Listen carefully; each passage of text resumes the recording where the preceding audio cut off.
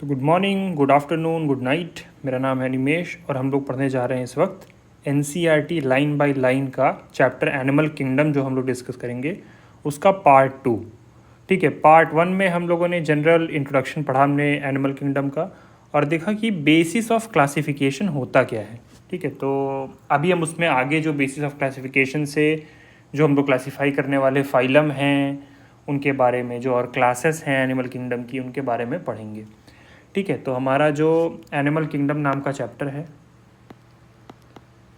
Animal kingdom,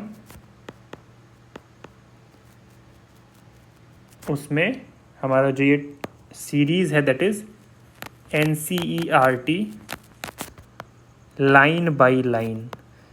इसमें हम लोग NCERT को लाइन बाय लाइन पढ़ते हैं और ये ट्राई करते हैं कि क्या हम उसमें से कुछ पॉइंट्स, नोटवर्दी पॉइंट्स निकाल सकते हैं, या क्या अगर उसे ज़्यादा गहराई के साथ पढ़ा जाए तो उसमें कोई कॉन्सेप्ट छुपा हुआ है, NCERT हमें किस तरीके से हमसे बात करती है और कैसे घना डेटा जो है उसको फैला करके हम अपने नोट्स में लिख सकते हैं। ठीक है, तो मूविंग फॉरवर्ड हम लोगों ने इससे पहले जो पार्ट 1 पढ़ा है उसमें जनरल इंट्रोडक्शन पढ़ा है। ठीक है, सीलोम क्या होता है, सिमेट्री क्या होती है, और आपका बॉडी ऑर्गेनाइजेशन कैसा होता है, किन किन बेसिस पे आप क्लासीफाई किए जाते हैं ऑर्गेनिजम्स जो एनिमल्स हैं आपके। उसमें से पहला जो आपका फाइलम है डिवीजन करने के बाद, दैट इज़ फाइलम पॉरीफेरा। तो हम लोग पढ़ते हैं NCERT क्या कहती है, देखते हैं। Phylum Porifera, members of this phylum are commonly known as sponges. जो इस फाइलम के मेंबर्स हैं उनको क्या बोलते हैं, स्पॉन्जेस बोलते हैं। They are generally marine and mostly asymmetrical. ये अब देखो, एसिमेट्रिकल, मराइन, ये सब बातें, मल्टी सेलर, ये क्या होते हैं, ये आपने पढ़ लिया बेसिस ऑफ क्लासिफिकेशन में। तो अब यहाँ पे हम लोग ये चीज़ें बार बार नहीं पढ़ेंगे, उसको बस समझते जाएंगे कि क्यों, किस बिहाफ पे इस तरीके से डिवाइड किए गए हैं। तो now they are generally marine, marine मतलब खारे पानी में होते हैं ज़्यादातर, एंड मोस्टली एसिमेट्रिकल, और इनमें सिमेट्री नहीं पाई जाती, जो कि एक बेसिस ऑफ क्लासिफिकेशन है। These are primitive multicellular organism. Primitive यानी काफ़ी पुराने, ठीक है, प्रिमिटिव मतलब काफ़ी कम लेवल पे, ठीक है, काफ़ी कह सकते हो कि एक होता है बहुत एडवांस, तो उसका ऑपोजिट है प्रिमिटिव। ठीक है, तो ये प्रिमिटिव मल्टी सेलुलर एनिमल्स हैं and have cellular level of organisation, और सेल के स्तर का ऑर्गेनाइजेशन होता है उनका। ये आपका टिश्यू लेवल का ऑर्गेनाइजेशन नहीं हो रहा होता है कि एक सिस्टमेटिक ग्रुप ऑफ सेल्स बन पा रही हो जो कि एक टाइप का फंक्शन परफॉर्म कर रही हो, जो कि आपकी डेफिनेशन होती है टिश्यू की, जो कि हम लोग पढ़ेंगे स्ट्रक्चरल ऑर्गेनाइजेशन इन एनिमल्स में। ठीक है, moving forward, sponges have a water transport और कैनाल सिस्टम। इनमें क्या होता है, एक वाटर ट्रांसपोर्ट का सिस्टम होता है जिसको कैनाल सिस्टम बोलते हैं। अब इसमें कुछ बातें आपकी ऐसी निकल के आएंगी जो आपने बेसिस ऑफ क्लासिफिकेशन में नहीं पढ़ी थी, पर इसमें इसके कुछ स्पेसिफिक पॉइंट्स होंगे, उनको आप नोट्स में लिखते चलोगे, बनाते चलोगे। Moving forward, water enters through minute pores. इसमें वाटर क्या करता है, इन माइन्यूट पोर्स के थ्रू इनके अंदर एंटर करता है। पॉरीफेरा में इन्हीं माइन्यूट पोर्स से वाटर अंदर ले जाते हैं। ठीक है, सेल का गुच्छा होता है, ये एसिमेट्रिकल होता है, और इसके थ्रू ये पूरी जो आपकी पॉरीफेरा है, और इसमें ये जिनको जनरली स्पॉन्ज कहा जाता है, इनके अंदर वाटर कैनाल सिस्टम होता है। कैनाल्स की तरीके से, यानी नहर की तरीके से इनके अंदर वाटर का सिस्टम बना हुआ होता है। वाटर एंटर करता है छोटे छोटे पोर्स से, जिनको क्या बोलते हैं, छोटे पोर्स को ऑस्टिया बोलते हैं। ठीक है, in the body wall into a central cavity, और बीच में एक अंदर सेंट्रल कैविटी होती है जिसमें ये सारे ऑस्टिया जाकर के मिलते हैं। ठीक है, इसके बाद ये सेंट्रल कैविटी ओपन हो जाती है बाहर ऑस्क्यूलम से। ठीक है, body wall into central cavity now, जिसको स्पॉन्जोसील बोला जाता है। From where it goes out through osculum, और ये ऑस्क्यूलम के थ्रू बाहर निकल जाता है पानी। इसी तरीके से कैनाल सिस्टम, एक नहर जैसा सिस्टम बना हुआ होता है। From where it goes out through the osculum, this pathway of water transport is helpful in food gathering, respiratory exchange and removal of waste. अब ये जो आपका कैनाल सिस्टम है, इसको हम लोग एक सेपरेट स्मॉल वीडियो में पढ़ लेंगे। मैं उसको आपको अच्छे से समझा दूंगा डायग्राम बना करके कि किस तरीके से आपका water vascular system, water canal system काम करता है। ठीक है, वाटर वैस्कुलर सिस्टम एक दूसरा सिस्टम है जो कि इकाइनोडर्म में होता है, आगे पढ़ेंगे हम लोग। इसमें अब क्या होती हैं, कोएनोसाइट्स नाम की सेल्स होती हैं, और कॉलर सेल्स बोलते हैं उनको। लाइन दी स्पॉन्जोसील, स्पॉन्जोसील आपने देखा ना, अंदर की जो ये लंबी वाली कैविटी थी पाइप लाइक, इसको किनारे से लाइन करती है। जैसे पाइप के अंदर का एरिया होता है ना, वैसे उसी किनारे पे कोएनोसाइट्स लगे होते हैं। And the spongocoel and the canals, है ना। अंदर जो कैनाल्स भी हैं, जो ये पोर्स के थ्रू अंदर गए कैनाल्स हैं, रास्ते हैं, उसमें भी अंदर क्या लगी होंगी, कौन सी सेल, कोएनोसाइट्स। इनका काम क्या है और इनमें क्या होता है, मतलब जो आपका ऑर्गेनिज्म है इसमें डाइजेशन होता है इंट्रासेलुलर। इंट्रासेलुलर मतलब सेल्स के बीच में, ठीक है, वेरी सॉरी, सेल्स के अंदर, ठीक है। इंट्रासेलुलर का मतलब होता है उस सेल्स के अंदर, उसी के सेल्स के अंदर, दो सेल्स के बीच में होता है तो इंटरसेलुलर होता है, very sorry. The body is supported by a skeleton made up of spicules, और जो बॉडी है वो किससे बनी हुई होती है, स्पिक्यूल्स से और स्पॉन्जिन फाइबर से, है ना। जैसे आप आटा सानते हो ना, तो आपने आटे में देखा होगा कि केवल आटा होता है, लेकिन जब आप कभी कोई दूसरी चीज़ बनाते हो तो उस आटे में थोड़े से जीरे को डालते हो, कचौरी बनाते हो जब, तो है ना, उसमें थोड़ा नमक डालते हो, उसमें धनिया की पत्ती डालते हो, उसमें मिर्ची डालते हो, तो जिस तरीके से वो एक स्ट्रक्चर बनता है आपका, वह उसी तरीके से उसमें क्या भरे हुए होते हैं, स्पिक्यूल्स और स्पॉन्जिन्स। ऐसे ही जब आप देखते हो कि सीमेंट बनाया जाता है बिल्डिंग को बनाने के लिए, तो उसमें गिट्टी डाली जाती है, मोरंग डाली जाती है, बालू डाली जाती है, सीमेंट डाली जाती है, तब वो एक मिक्सचर बनता है। तो उसमें जो स्ट्रक्चर बना रहे, स्केलेटल स्ट्रक्चर बना रहे होते हैं गिट्टी की तरीके से, वो आपके क्या होते हैं यहाँ पे, स्पिक्यूल्स एंड स्पॉन्जिन फाइबर्स, ठीक है। काफ़ी सॉफ्ट होते हैं स्पॉन्जेस, तो उसमें भी कुछ तो चाहिए जो उसका स्केलेटन बना रहा हो, तो वो होते हैं आपके spicules and spongin fibre. Sexes are not separate, इसमें सेक्स सेपरेट नहीं होता कि मतलब एक ये मेल स्पॉन्ज है, ये फीमेल स्पॉन्ज है, दोनों में हर्माफ्रोडाइट होते हैं। ये हर्माफ्रोडाइट का मतलब एक ही बॉडी में दोनों आपके सेक्स ऑर्गन्स प्रेजेंट होंगे, ठीक है। सेक्सेस सेपरेट नहीं होते हैं, इसलिए इनको हर्माफ्रोडाइट बोला जाता है। Eggs and sperms are produced by the same individual, एक ही इंडिविजुअल जो है, सपोज ये एक इंडिविजुअल है, इसका नाम है ए, ठीक है, इसका कुछ नाम रख दें, जिसका नाम है, इसका नाम रख दें स्पॉन्जी, मिस्टर स्पॉन्जी। तभी मिस्टर स्पॉन्जी स्पर्म नाम का भी सेल बनाएंगे और एग नाम का भी सेल बनाएंगे, ठीक है। Now moving forward, sponges produce asexually by fragmentation. अब ये जो रिप्रोडक्शन करते हैं, एसेक्सुअल रिप्रोडक्शन, वो किसके थ्रू करते हैं, फ्रेगमेंटेशन प्रोसेस के थ्रू करते हैं, ठीक है। अलग होते हैं, टुकड़ा होता है इनका, तो एक उस टुकड़े से दूसरा स्पॉन्ज बन जाता है। और अगर सेक्सुअली रिप्रोड्यूस करते हैं तो क्या करते हैं, गैमीट का फॉर्मेशन करते हैं। अभी बताया हमने कि स्पर्म और एग बना रहे होंगे, ये दूसरा सेक्सुअल तरीका तो वो हो गया। फर्टिलाइजेशन इंटरनल होता है, इनके अंदर ही, बॉडी के अंदर ही फर्टिलाइजेशन हो जाता है। एंड डेवलपमेंट इनडायरेक्ट होता है। बातें पकड़िए, एक एक लाइन पे बातें हैं। इंटरनल डेवलपमेंट, इंटरनल फर्टिलाइजेशन का अलग मतलब है, इसका मतलब है फर्टिलाइजेशन शरीर से बाहर नहीं हो रहा, पानी में कहीं अलग नहीं हो रहा, शरीर के अंदर ही हो जा रहा है, वहीं स्पर्म और एग मीट कर जा रहे हैं। पर डेवलपमेंट, फर्टिलाइजेशन अगर आपका इंटरनल नहीं हो रहा, इंटरनल हो रहा, और डेवलपमेंट इनडायरेक्ट हो रहा है। इनडायरेक्ट मतलब ऐसा नहीं कि सीधे सीधे जो चीज़ बन रही है, जो ऑर्गेनिज्म इनका नया बन रहा है, वो एकदम इनके जैसा दिख रहा है। उसकी कुछ लार्वल स्टेजेस होंगी, having a larval stage which is morphologically distinct from adult, जो कि अडल्ट से अलग होगा, तो वो इनडायरेक्टली धीरे धीरे धीरे धीरे बढ़ेगा। ऐसे ह्यूमंस में क्या होता है, उनका जो बच्चा होता है वो बिल्कुल वैसा ही होता है, 2 हाथ 2 पैर 1 सिर, ठीक है, 2 सिर बोलने जा रहा था मैं, तो बच गया मैं उससे, ठीक है। तो काफ़ी हद तक सिमिलरिटी होगी, बट वो डायरेक्ट डेवलपमेंट कहा जाता है, बट इसमें क्या बोलते हैं, इसको इनडायरेक्ट डेवलपमेंट बोलते हैं। ऐसे ही आपने बटरफ्लाई में भी देखा होगा कि उसका कैटरपिलर बनता है, लार्वा, ककून, ये सब, लेकिन इसमें क्या है, इसमें भी वैसे ही इनडायरेक्ट डेवलपमेंट होता है। नाउ मूविंग, इसके एग्जाम्पल बहुत बहुत ज़्यादा इंपॉर्टेंट है इस चैप्टर में, एनिमल किंगडम में। आपको पूरी बात अगर पता हो और आप एग्जाम्पल छोड़ दो तो समझो आपने आधा चैप्टर पढ़ा ही नहीं, ठीक है। तो आप ऐसे एग्जाम्पल्स याद रखो। साइकॉन है एक एग्जाम्पल, जिसको साइफा बोलते हैं। स्पॉन्जिला, फ्रेश वाटर स्पॉन्ज बोलते हैं। You Spongia, bath sponge, very sorry. Phylum Coelenterata आपका अगला फाइलम है आपका, जिसको निडेरिया भी बोलते हैं, ठीक है। ये दे आर एक्वेटिक, कैसे होते हैं ये, एक्वेटिक होते हैं, मोस्टली मराइन, ज़्यादातर कैसे होंगे, खारे पानी में होंगे। सिसाइल होते हैं और फ्री लिविंग स्विमिंग भी होते हैं। सिसाइल मतलब रुके हुए भी होते हैं और तैरते भी हैं, ठीक है। रेडियली सिमेट्रिकल एनिमल्स होते हैं ये। अब देखा आपने, वो एसिमेट्रिक थे भाई साहब, ये रेडियली सिमेट्रिकल, एक बेसिस ऑफ क्लासिफिकेशन है ये, है ना। कहीं से भी काट दो तो इक्वल पार्ट्स में डिवाइड हो जाएंगे, ये भी इक्वल है, ये भी इक्वल है, इधर से भी काटोगे तो ये और ये इक्वल हो जाएगा, यहाँ से काट दोगे तो ये, और कहीं से भी काटोगे इक्वल हो जाएगा। इसमें भी करीब करीब ऐसा ही है, ठीक है। जिधर से भी कट करोगे, जिस भी प्लेन ऑफ सिमेट्री पे रखोगे, 2 इक्वल पार्ट्स में डिवाइड हो जाएगा।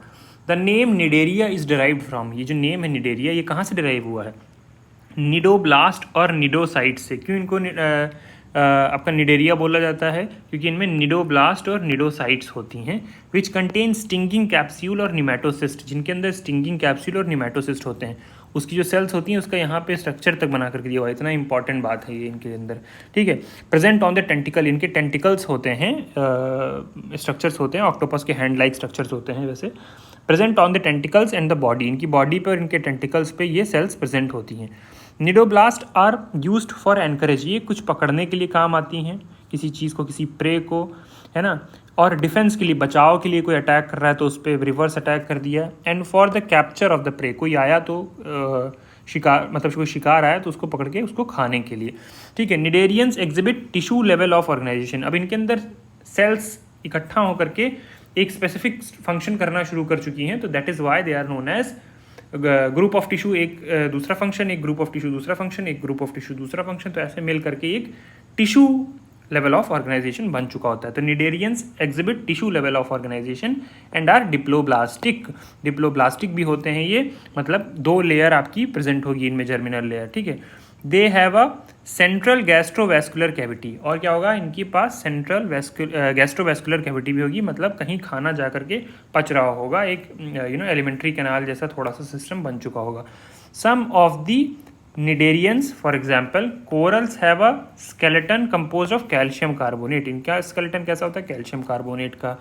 Cnidarians exhibit 2 basic body form called polyp and medusa, इसमें पॉलिप और मेडुसा नाम के 2 बेसिक बॉडी फॉर्म्स होते हैं, ठीक है। एक है आपका पॉलिप और एक है मेडुसा, है ना, एक ही ऑर्गेनिज्म में ऐसा हो सकता है।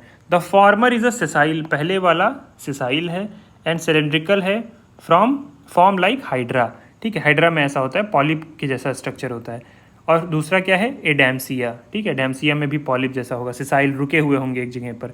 Where as the latter is umbrella shape, दूसरा एक अम्ब्रेला शेप स्ट्रक्चर हो सकता है जो कि फ्री लिविंग होंगे, जैसे ऑरेलिया में होता है, जेली फिश, ठीक है।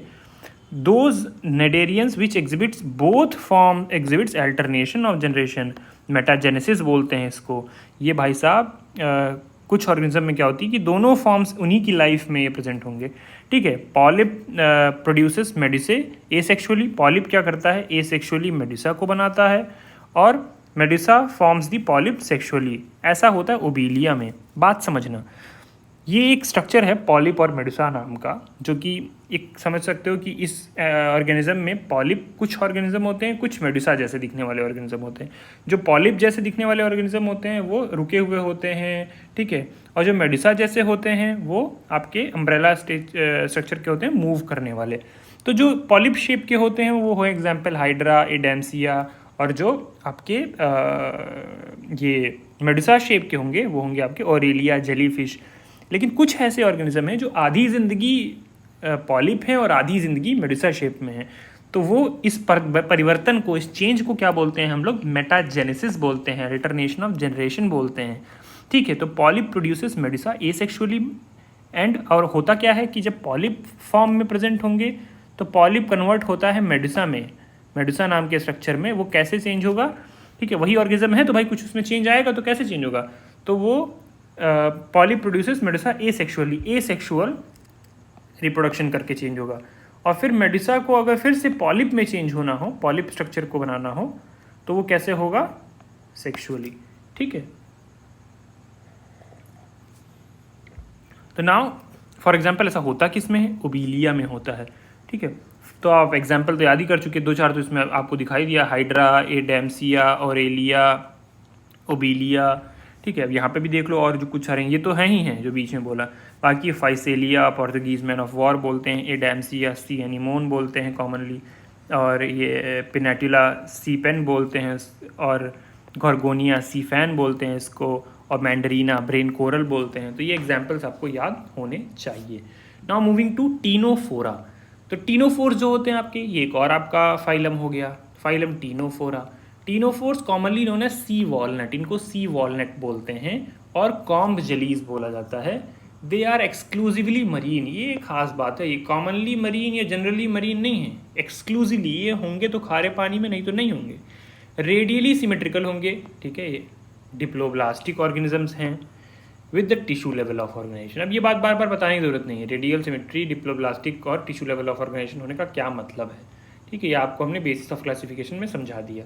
The body bears 8 external row of, ये एक नई बात है कि कुछ कॉम प्लेट्स प्रेजेंट होती हैं, 8 एक्सटर्नल कॉम प्लेट्स प्रेजेंट होंगी, ठीक है, 8 प्लेट्स प्रेजेंट हैं इसमें, विच हेल्प इन लोकोमोशन, जो इसको मूव करने में हेल्प करती हैं। Now digestion is both extra cellular and intra seller. इसका डाइजेशन कैसा है, एक्स्ट्रा सेलर बाहर भी खाना पचा सकता है और इंट्रा सेलर सेल के अंदर भी। एक और खास बात है इस ऑर्गेनिज्म में कि ये शोज बायोल्यूमिनेसेंस, चमकता है। ये बायो ऐसा ऑर्गेनिज्म है जो चमकता है। The property of a living organism to emit light in is well marked in ctenophores, काफ़ी हद तक इसमें देखने को मिलती है। सेक्सेस आर नॉट सेपरेट, ये भी भाई साहब सेक्स सेपरेट नहीं होगा, मेल फीमेल एक ही में होगा। Reproduction takes place only by sexual means, और ये सेक्शुअल रिप्रोडक्शन नहीं होता है इनमें, सेक्शुअल रिप्रोडक्शन ही होता है। ये सब कुछ खास बातें हैं, ये सब बातें केवल रटने से याद होती हैं, इनका कुछ कॉन्सेप्ट नहीं, किसी कुछ पुराने कॉन्सेप्ट में आप उन्हें पिरो सकते हो कुछ कुछ बातों को, नहीं तो एकदम डिट्टो रटना है, कुछ और तरीका नहीं। अब रटने कोई भी तरीका बना लो, नोट्स कर लो, एनसीईआरटी 25 बार पढ़ लो, दैट्स ऑन यू, ठीक है।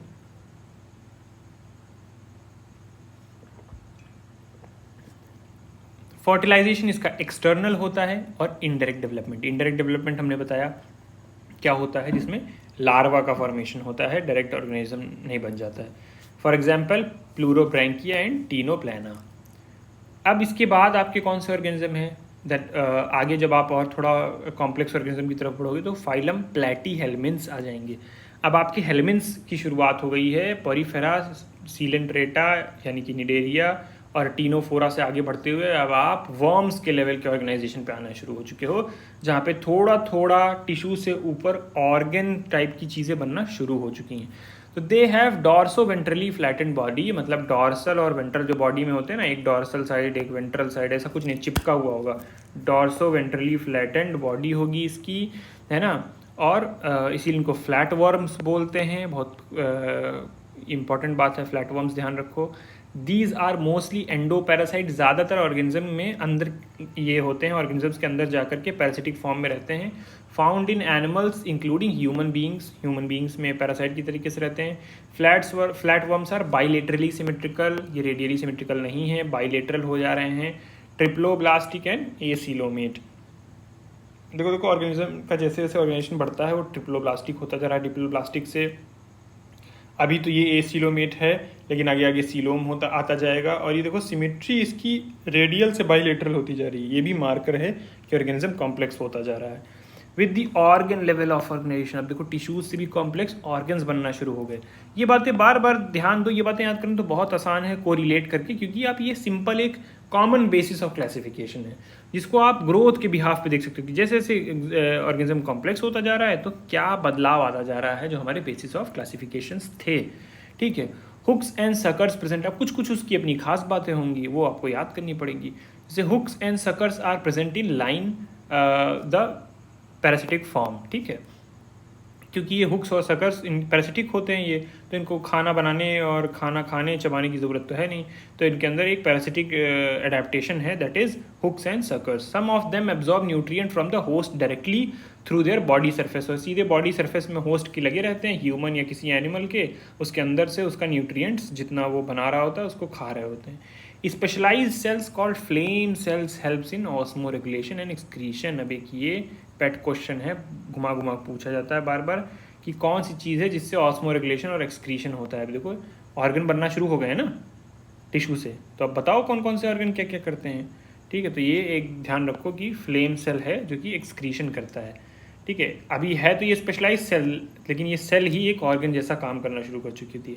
सेक्सेस आर नॉट सेपरेट, इसमें सेक्सेस सेपरेट नहीं होते हैं अभी भी।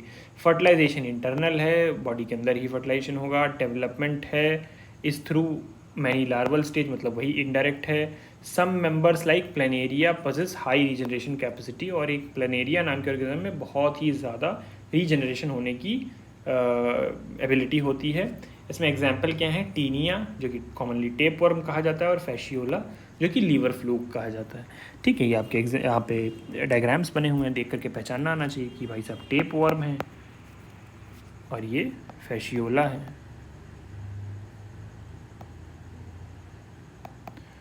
ठीक है।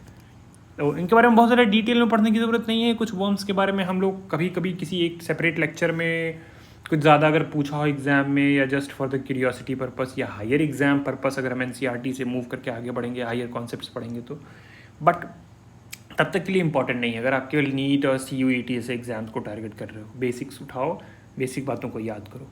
Now moving to next topic, जो कि है एशकेलमेंट्स, जो कि हम आगे अपने नेक्स्ट लेक्चर्स में पढ़ेंगे। Aschelminthes, arthropods, mollusca, echinodermata and hemichordata तक हम लोग अपने नेक्स्ट लेक्चर में पढ़ेंगे, और उसके बाद आगे की चीज़ें पढ़ेंगे। काफ़ी बड़ा चैप्टर है, थोड़ी थोड़ी बातों को अगर हम लोग इसमें 15-15, 20-20 मिनट में अंदर अपने डाइजेस्ट करने की कोशिश करें तो बेटर होगा।